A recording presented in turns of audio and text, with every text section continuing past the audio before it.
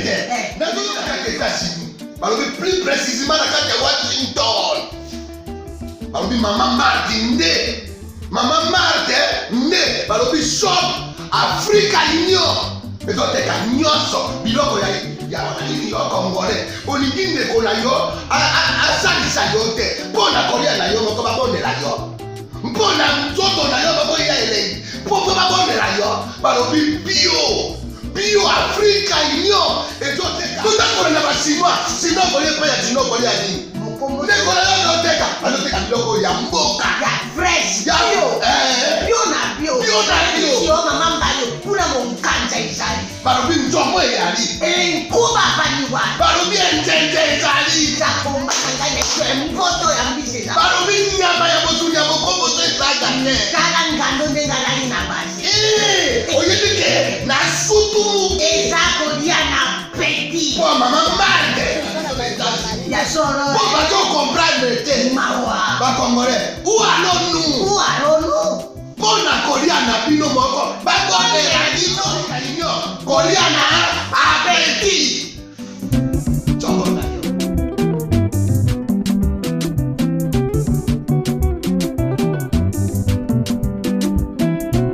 Mesdames et messieurs, bienvenue, merci de suivre. Premier numéro.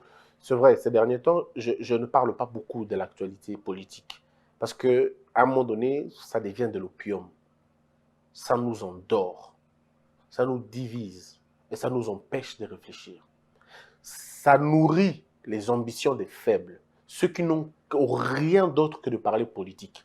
Mais je voudrais ici, mesdames et messieurs, revenir sur des questions fondamentales. Des questions qui nous aident à aller au-delà de nous-mêmes, à aller au-delà de ce que l'homme peut imaginer. Parce que ce qui est vrai, je peux vous garantir, c'est l'absence des vrais débats. L'homme est tellement faible d'esprit qu'il choisit la facilité dans tout son sens. La facilité dans la réflexion, la facilité dans le jugement, la facilité dans le traitement du dossier, même dans le jugement. C'est pourquoi vous avez des hommes qui critiquent. Quelqu'un dit quelque chose de très important. Je voudrais vous lire cet extrait. C'est un livre merveilleux que je suis en train d'apprendre à lire. Ce livre est apparu en 93, si je ne me trompe pas. Et ceux qui le connaissent, c'est Noam Chomsky. Vous pouvez dire Chomsky si vous voulez, mais ce qu'il écrit est fondamental. Et je voudrais qu'on partage avec vous cette lecture. Voici ce qu'il dit, et vous allez voir que c'est exactement ce qu'on a eu dans ce pays, ce qui a détruit les gens. Mais avant ça, vous savez ce que Voltaire dit? Voltaire dit, un gouvernement sérieux, c'est là où il y a peu d'hommes inutiles. Ça, c'est Voltaire. Sa classification d'un gouvernement sérieux, c'est quand il y a beaucoup d'hommes qui travaillent, beaucoup d'hommes qui font des efforts, des innovateurs, de créateurs d'idées, des penseurs. Ça, c'est un État responsable. Mais un État où il y a beaucoup de personnes mais qui font absolument rien, beaucoup d'hommes inutiles, corrompus, comme le disait Laurent Désiré Kabila, c'est un État qui est en train de faillir. Malheureusement, on a hérité un pays comme ça, parce que nous sommes comme ça en réalité. Mesdames et messieurs, je parlais de Noam. Voici ce qu'il dit. Il dit, tout gouvernement a besoin d'effrayer sa population et une façon de le faire est d'envelopper son fonctionnement des mystères. Ça veut dire que vous ne comprenez pas comment ça se passe dans ce pays. Tout ce que nous ne savons pas, c'est que comment faire pour développer le pays. Mais tout ce que nous connaissons, mais nous ne sommes pas en mesure de faire, c'est comment redresser le pays. Voyez-vous le problème? C'est ça notre plus grand problème. En fait, nous ne savons pas comment ça s'est passé pour qu'on en arrive là. Nous connaissons de façon sommaire, sans y donner du cœur. Pourquoi le pays ne se développe pas? C'est la question qu'on se pose 60 ans après. Mais aucune résolution. Parce qu'en réalité, nous ne sommes pas sincères avec nos propres questionnements. Nous posons une question, mais au fond de nous, nous savons que nous avons tout, sauf envie de connaître la réponse. Et nous ne faisons rien d'ailleurs pour connaître la réponse. Et les gouvernements sortent de nous. Ce peuple corrompu, malhonnête, moins exigeant, nonchalant, irresponsable, insouciant, nous produisons exactement les dirigeants comme ça. Qui nous volent, qui nous pillent, qui nous mentent, parce que nous aimons qu'on nous mente. Quand nous venons dans les meetings, dans les rassemblements politiques, nous venons écouter le mensonge que nous aimons écouter. On a atteint un niveau où quand on nous dit la vérité, on pense qu'on nous a menti. Et quand on nous ment, on pense qu'on a été sincère avec nous. Alors, cette façon, cette corruption qui a touché notre neurone, ce que moi j'appelle, on a atteint un niveau de la néron-colonisation. Ça veut dire la colonisation des neurones maintenant. Et cette inversion systémique est très dangereuse pour nous. Alors, pour Noam, c'est la manière traditionnelle de couvrir et de protéger le pouvoir. Pas de gérer, mais de protéger le pouvoir. On les rend mystérieux et secrets, au-dessus de la personne ordinaire. Sinon, pourquoi les gens l'accepteraient-ils? Et notre plus grand danger est celui-là. Mais mesdames et messieurs, moi je vous propose aujourd'hui des réflexions beaucoup plus simples. La grande question, pourquoi sommes-nous dans cette situation? Pourquoi malgré tant de volonté, malgré tant de discours, nous n'arrivons pas à nous développer? Mesdames et messieurs, la réponse est simple. Nous faisons des efforts en dehors du rail. Le problème de ce pays, ce n'est pas d'abord le développement. Le problème de ce pays, c'est la normalisation d'abord des choses. Nous ne sommes pas un pays normal.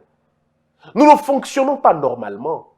L'État lui-même est inopérant. L'État lui-même est inefficace. L'État est absent. L'État est, je ne vais pas dire abruti, mais l'État s'abrutit tous les jours. Parce que l'État prend la forme de la qualité de ses animateurs. Mais lorsque les animateurs de l'État sont eux-mêmes perdus, sont eux-mêmes des fils de la perdition, sont eux-mêmes des profiteurs et des jouisseurs, qui confondent le média public à la gestion de l'État, qui font beaucoup plus de discours mais ne sont pas présents dans le marché, ne sont pas présents sur la route, ne sont pas présents dans nos infrastructures, n'ont aucune vision, aucun état d'esprit de gouvernant. Mesdames et messieurs, rassurez-vous d'une seule chose, on ne peut pas se développer.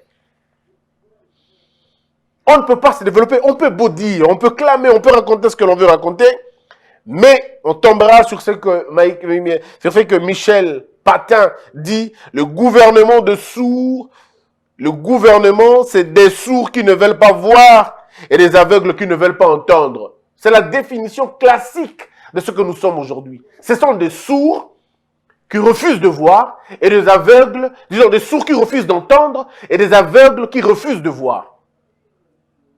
Comment faire pour changer cette dynamique? Ben, il faut une conscience. Il faut une conscience qui dépasse les petits intérêts, les petites volontés. Vous savez, le président de Singapour a dit une fois que quand il a eu le pouvoir, devant lui, il avait deux options. Soit enrichir sa famille, enrichir ses amis, leur donner beaucoup d'opportunités, ou alors redresser le Singapour. Ah oui, aujourd'hui, le Singapour n'a rien à envier à la Thaïlande. Rien à envier. Parce qu'ils ont mérité leur vie, ils ont transformé leur mentalité et aujourd'hui, ils sont dans le concert des grandes nations. Je vous ai toujours donné l'exemple de la Turquie. 1987. 1987. Turquie représente quoi dans le monde? Rien. Pas grand-chose. Mais à partir de 1990, 91, 92, une grande décision a été prise en Turquie, par la classe politique turque. Ils se sont dit, faisons un effort que dans 10 ans, que l'on soit cité parmi les puissances du monde, sinon parmi les références du monde. Aujourd'hui, la Turquie n'est pas une puissance du monde, mais c'est une référence. Si pas pour le monde, mais pour l'Afrique. Pour vous habiller, vous ne parlez plus de l'Italie maintenant. Vous parlez de la Turquie. Parce que vous pensez qu'eux, ils sont forts. Mais la Turquie n'est pas la référence en termes de textile. Sur le sol turc, ce n'est pas le textile qui pousse. Ce n'est pas le caoutchouc en grande quantité qui pousse. Ce ne sont pas les lianes sauvages qui poussent. Rien du tout. Mais c'est l'intelligence qui germe dans chaque individu turc. Ils pensent au fond d'eux que la Turquie doit être citée parmi les nations. Entre-temps, nous sommes exploités, nous sommes détruits, manipulés, endormis, par nos richesses. Nous avons développé une mentalité de la procrastination, le fait de tout remettre à demain, ce qu'on peut faire aujourd'hui. Cette ignorance totale et ce refus volontaire de comprendre qui nous sommes, de nous examiner, nous entraîne dans le chaos. Et aujourd'hui, on ne peut pas s'en sortir. Même le petit Rwanda peut se lever. Il suffit qu'au Rwanda, on tousse, nous, on a peur. Il suffit que le Burundi tousse, nous, on a peur. Nous sommes ce grand éléphant malade à quelques kilomètres seulement d'une rivière. Mais c'est à nous de décider. Nous avançons vers la rivière ou nous nous arrêtons, nous apitoyons sur notre sort, demandant au monde entier de venir nous aider, implorons la gloire, la grâce, implorons tout au FMI, tout à la Banque mondiale, comme si ces deux institutions sont en mesure de développer un pays. Lèvons-nous et regardons la rivière, avançons vers la rivière, acceptons d'aller tomber même vers la rivière, on prendra de l'eau, même en étant couché. Comme ça, avec l'énergie, on se relèvera et on choisira maintenant les bons endroits. Mais c'est ça, c'est nous, c'est à nous.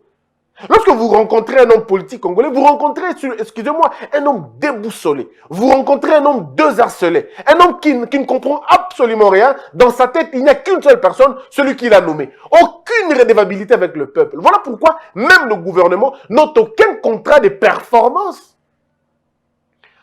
Aucun contrat d'efficacité. Le gouvernement congolais n'a pas d'efficacité, n'a pas de performance et ne signe aucun contrat de performance. Il y a remplacement de remaniement chaque année ou chaque 2 ans, mais sans véritable alternance de système, sans véritable alternance dans la manière de gérer le pays. Le premier gouvernement qui part, c'est bien de partir, mais vous avez laissé combien d'emplois? Que dalle, ils ne disent rien, ils partent. C'est donc un pays qui ressemble à une boulangerie. Où l'on vient, on prend le pain, on y va. Mais la boulangerie pense s'émerger. Mais vous n'allez pas émerger si vous n'avez pas de redevabilité. Comment voulez-vous vous développer? N'importe qui dans ce pays peut devenir gouverneur. N'importe qui peut devenir député. N'importe qui peut devenir ministre. Mais en même temps, vous vous attendez au développement. Le développement a un prix à payer, mes frères. Le développement n'est pas un produit de Dieu, ce n'est pas un don de Dieu, ce n'est pas un ministère, le développement. Le développement est un état d'esprit. Le développement est une rénonciation aux mauvaises manières, à la mauvaise mentalité. Donc, si vous travaillez peu, travaillez plus. Le développement, c'est l'ensemble des valeurs et des vertus. Le développement n'est pas un accident. Non. Le développement, ce n'est pas un accident. Le développement, c'est une construction idéologique, philosophique, que l'on met en place. Le développement, c'est comme un puzzle. Il y a beaucoup plus de pièces que vous mettez ensemble pour vous donner le visage du développement. Et ce visage est très capricieux. Le développement, ce n'est pas un rêve.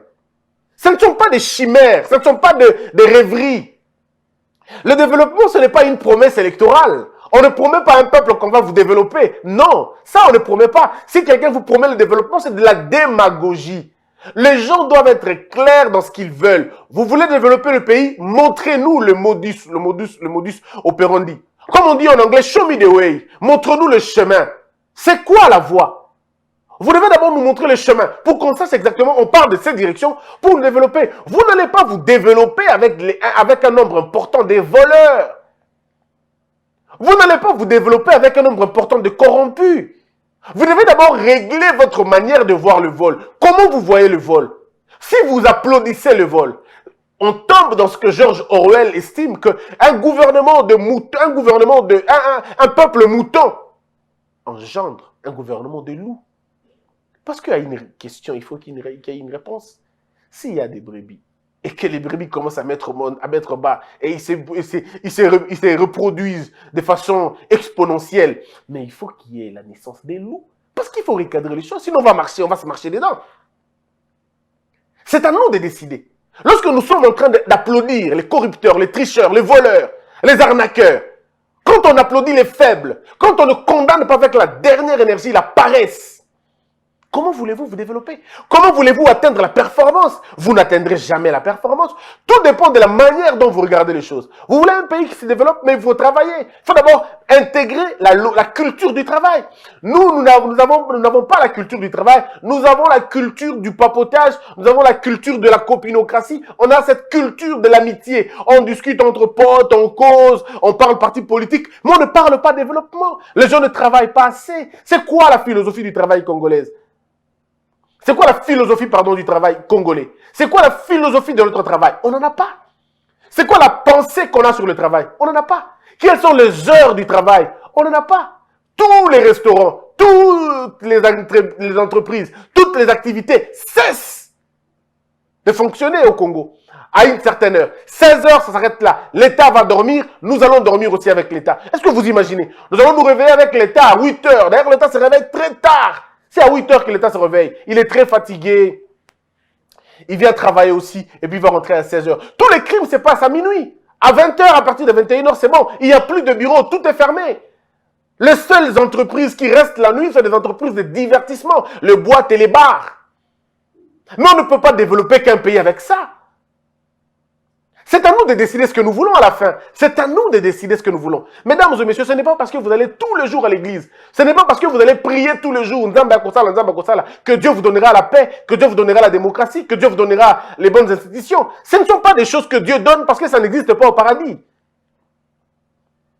Dieu vous donnera ce que vous ne pouvez pas avoir ici. La conscience, l'amour. Mais Dieu ne vous donnera pas la démocratie ou l'efficacité ou la performance. Non.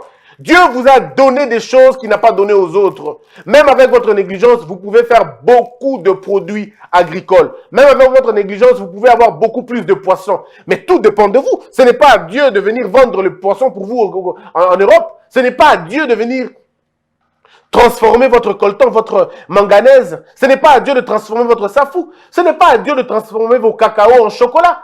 Ce n'est pas à Dieu de transformer vos lianes sauvages en habits. Ce n'est pas à Dieu de transformer vos caoutchoucs en pneus. Ce n'est pas à Dieu de transformer votre cuivre en ustensile de cuisine ou en câble électrique. Ce n'est pas à Dieu ça. Ce n'est pas à Dieu de transformer votre lithium en pneu, disons, en batterie automobile. Ce n'est pas à Dieu de transformer votre cobalt en aéronautique.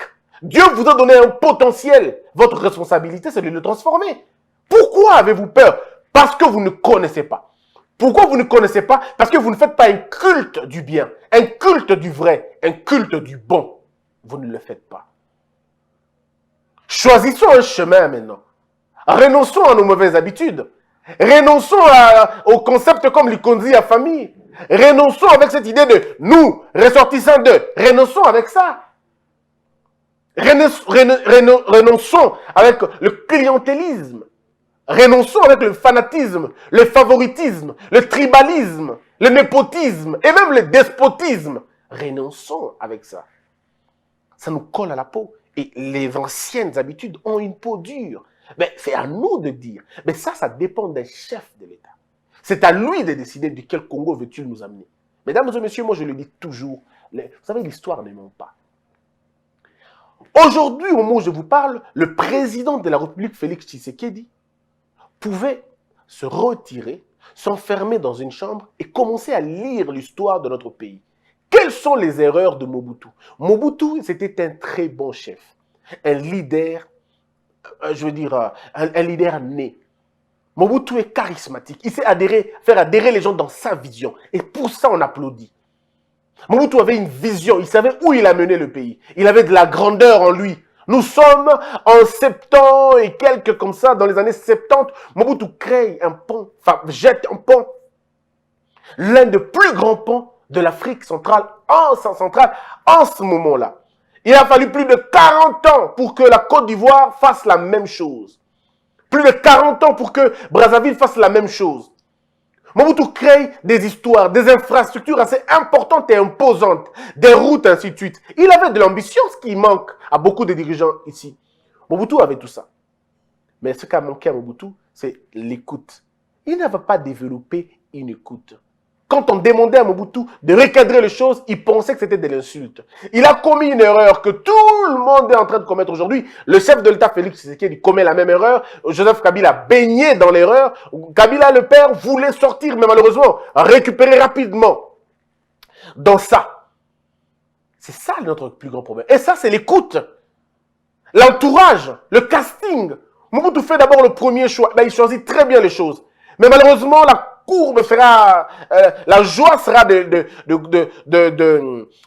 courts moments parce qu'il va tomber lui aussi dans l'envie de rester au pouvoir longtemps. Il est tombé, il a été emmené, enivré par la chanson, par le djalelo, par tout ce qu'on chantait pour lui. Il est tombé dedans, malheureusement pour lui. Le président Félix Tshisekedi doit lire les erreurs de Mobutu. Il doit lire les erreurs d'analyse, d'appréciation, de calcul de Mobutu. Parce qu'il en a commis beaucoup, plein. La zaïranisation était un très beau projet. Quel beau projet, quel beau plan. Mais son application, son intelligibilité avait des problèmes. On est tombé dedans. Laurent Désiré Kabila, la même chose. Il arrive au pays, manque de stratégie politique. Il n'a pas une diplomatie efficace. Il ne sait pas discuter avec les autres. Il ne sait pas jouer au renard. Il veut jouer au lion, alors qu'il n'a pas encore de griffes. Un lionceau ne fait pas peur. Ne fait pas peur aux hyènes. Le lionceau est une proie pour les hyènes, mais pas quand il deviendra grand. Alors, la plus grande difficulté du lionceau, c'est de se mettre dans la peau d'un lion. Vous n'êtes pas encore un lion. Vous êtes un lionceau. N'importe qui peut vous bouffer. Cachez-vous, devenez grand, sortez maintenant. Et ça, Laurent Désiré Kabila avait oublié. Il se voyait un grand lion. Bon, oui, je vais. Mais il n'avait pas encore de griffes. Voilà pourquoi on l'a abattu. Laurent Désiré Kabila, Joseph Kabila arrive, il comprend, il corrige son père. Joseph Kabila corrige son père. Comment? Il fait les lions. Mais en même temps, il reconnaît qu'il n'est pas très fort. 2001, 2002, 2003, Joseph Kabila reste ces lionceaux dociles. Il n'attaque pas les Blancs, il n'attaque pas les Occidentaux, il reste poli, il accepte tout. Mais après 10 ans au pouvoir, Joseph Kabila commence à sortir ce premier griffe. Je choisis des partenaires. Vous ne me respectez pas, je ne vous respecte pas. Je vais en Chine. Il discute avec la Chine. Et jusqu'à ce qu'il organise les élections au pays. Bon, ça, c'est vrai, il faudra du temps pour comprendre ça. Mais pour l'instant, vous avez vu comment quelqu'un s'est débattu. Mais Joseph Kabila, son erreur la plus grande, c'est le choix des collaborateurs. Il a mal choisi les collaborateurs et il a donné le pouvoir aux faibles. À ceux qui ne pouvaient même pas parler devant les gens, il leur a donné le pouvoir de décider sur la destinée des gens. Le vertige du pouvoir nous a amenés là où nous sommes aujourd'hui. Et Félix Tshisekedi, quand il arrive au pouvoir, c'est ça la ligne qu'il doit suivre. Pourquoi? Comment je ferais pour être meilleur que Mobutu? Parce qu'aujourd'hui, Félix Tshisekedi a le choix de combiner toutes les qualités. Parce que je suis très convaincu, même dans Kabila, il y a des qualités quand même. Dans Mobutu, il y en avait aussi. Dans Kabila, le père, il y en avait. C'est vrai, ils avaient tous des défauts. Mais ils avaient aussi des qualités. C'est maintenant à l'actuel président de faire le mariage de tout le côté positif. Moi, je souhaiterais l'unité de Mobutu, la rigueur de Mobutu, l'efficacité de Mobutu, l'ambition de Mobutu, que je mettrais en place avec la volonté des ruptures de Laurent Désiré Kabila. Ce nationalisme averti, ce nationalisme affiché. Je le mets ensemble et je prends aussi le silence de Joseph Kabila. Je mets tout ça ensemble et ça donne un autre président. Et ça, c'est pourquoi je dis que toujours, c'est très facile d'être précédé par des gens. Parce que vous pouvez lire leurs erreurs. Mais le comble avec nous, nous ne tirons pas des leçons du pouvoir.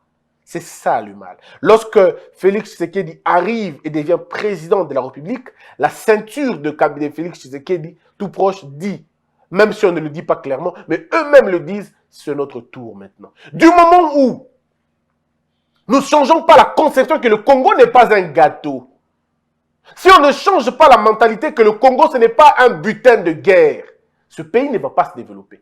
Mais si l'entourage du président estime que c'est notre tour maintenant, on enviait tellement les autres qui roulaient naba 4x4, on va dire qu'on Mercedes, on va dire qu'on louait un hôtel, on va dire qu'on a un scandale, on va dire qu'on a un caviar, on va dire ils veulent récupérer des disettes nabango. C'est compliqué. Lorsqu'on est, parce que vous savez, l'avantage avec le pouvoir, le désavantage avec le pouvoir, ce qu'il vous enivre, pas comme l'alcool, non, mais c'est l'ivresse du lait. C'est très dangereux. L'ivresse du lait est dangereuse que l'ivresse de l'alcool. Parce qu'avec l'alcool, on peut se fatiguer, on n'a plus la force de boire. Mais pas avec le lait. Avec le lait, on boit, jusqu'à ce qu'on va tomber dans la boulimie du pouvoir et finalement, le ventre s'éclate. L'aigreur du whisky peut vous empêcher d'en consommer plus. Mais le sucre qu'il y a, le goût qu'il y a dans le lait, vous tuera. C'est à nous de décider maintenant. Comme je suis en train de le dire, c'est à nous de décider. C'est une conscience que l'on doit avoir. Le chef de l'État, Félix Tshisekedi, doit décider. Il est important pour lui de décider qui mérite mon combat. La lutte que je menais. Parce que comme je le dis toujours, les enjeux ici, c'est d'abord le nom d'Étienne Tshisekedi. Étienne Tshisekedi s'est battu. Il s'est battu pour un état de droit. Il le disait qu'un état de droit, c'était le socle de notre développement. C'était l'issue de notre développement. Et tout ce qu'il a déjà dit, tout ce qu'il a parlé, tout ce pourquoi il s'est battu, aujourd'hui, Félix Tshisekedi est obligé de suivre la logique, de faire la même chose. D'abord de défendre le nom de son père. Avant tout, d'abord le nom de son père. Parce que le nom de son père est ancré dans la souffrance de la population, dans la misère de la population, dans l'absence des idées qui pouvaient conduire ce pays. Ah là, il doit le dire. Voilà pourquoi je dis qu'il n'a pas droit à l'erreur. Quand il regarde son père, il dit, mais papa ne voulait pas ça, papa n'aurait pas voulu ça. Parce que, vous savez, pour Félix Tshisekedi, il doit, s'il veut vraiment évoluer, se poser toujours la question, et si papa était opposant, qu'est-ce qu'il allait dire?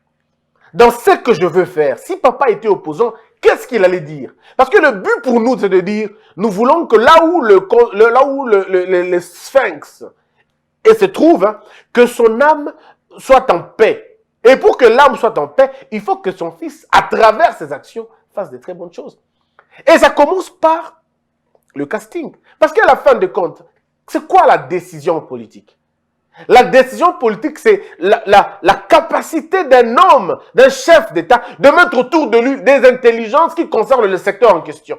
Je vais prendre une décision sur la régie des eaux, prendre une décision sur la SNEL, sur l'agriculture, sur les finances, sur l'armée. J'ai choisi les experts du domaine, ceux qui connaissent mieux que moi la question.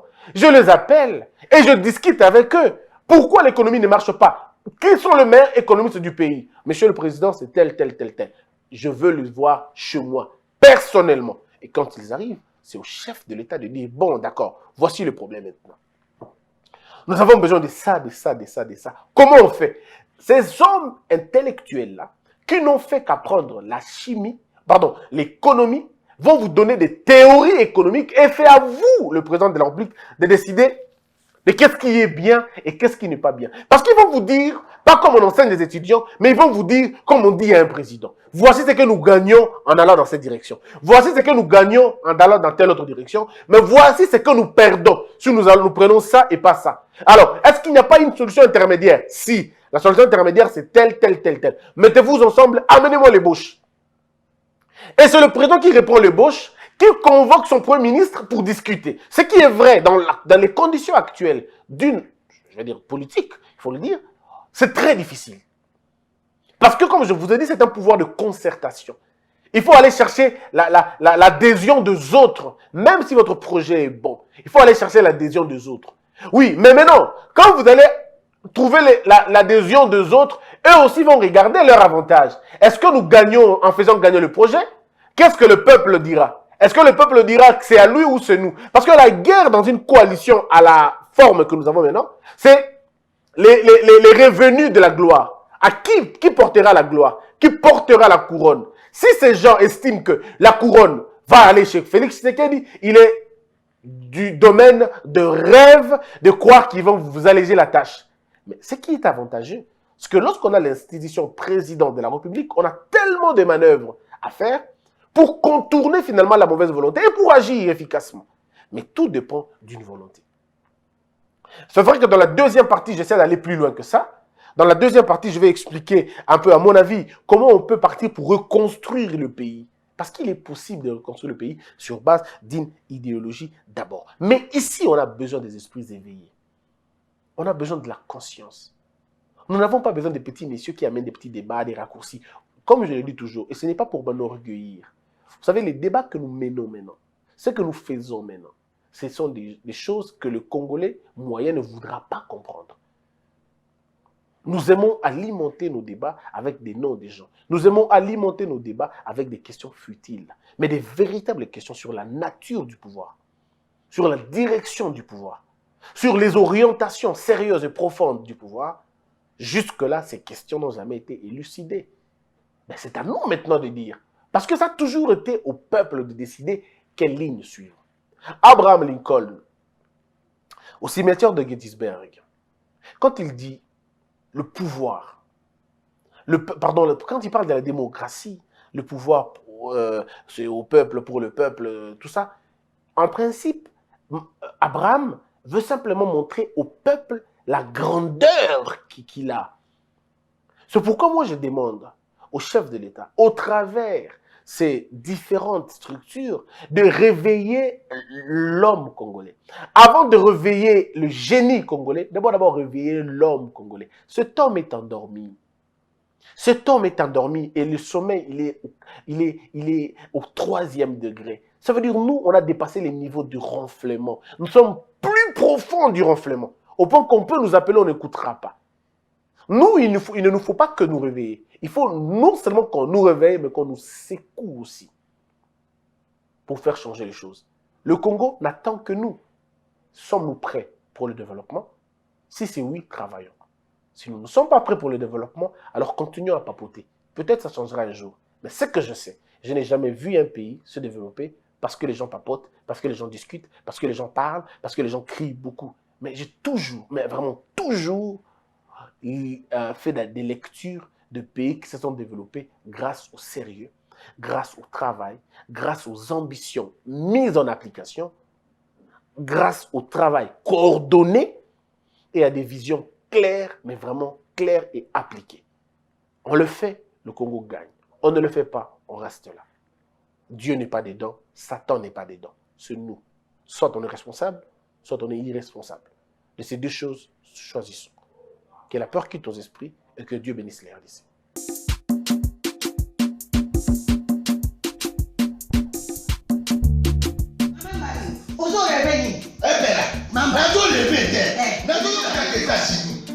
Plus précisément dans Washington.